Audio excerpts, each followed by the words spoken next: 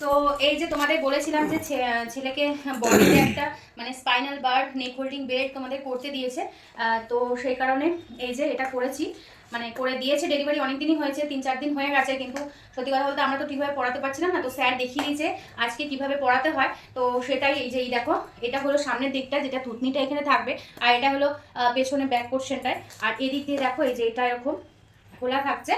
তো যাই হোক, ওকে এখন পড়াবো, পড়ানোর পরেই তোমাদের দেখাবার। এই জায়গাটায় বুকে যাতে চাপ না লাগে, তো সেই কারণে এটা খোলা আছে। এটা পরিয়ে নিই, তারপরে তোমাদের দেখাবো, কারণ কি পড়ানোর সময় দেখাতে পারবো না, একটু ব্যথা বেশ হলে তোমরাও একটু কষ্ট পাবে, সেই কারণে ওটা দেখাবো না, একবারে পরিয়ে নিয়ে তোমাদের দেখাবো। ওকে দেখিয়ে দাও একটু।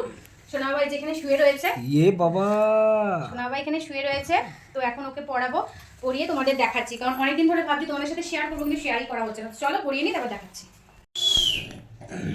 তো এই যে তোমাদের সোনা বাবার ফিনিশিংটা ঠিক এরকম হবে, তবে একটু প্রবলেম দেখা দিয়েছে, সেটা হলো এই গলার এখানটা মনে হয় সোনা বাবার লাগছে। তো যাই হোক, তোমাদের সাথে আমি পরে কথা বলছি। ফিনিশিংটা এরকম তোমাদের দেখিয়ে দিলাম। পেছনটা একটু সরো, কারণ আমরা দেখে নিলাম ঠিকভাবে, তো এটা নিয়ে একটু দেখাতে হবে যে গলার এই জায়গাটা টাইট কিনা, কারণ কি অসুবিধা হতেই পারে।